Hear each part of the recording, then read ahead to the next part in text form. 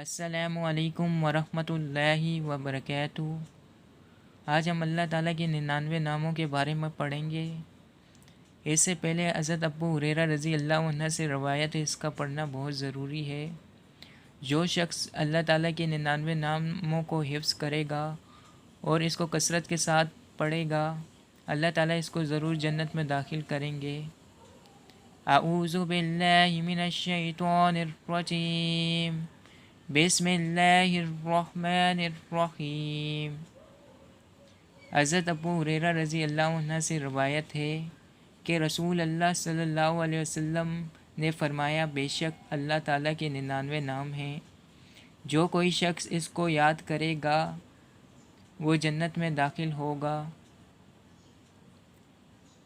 آپ اس چینل کو سبسکرائب کریں تاکہ آئندہ آنے والی ویڈیو آپ کے پاس جلد سے جلد آئے۔ جزاک اللہ۔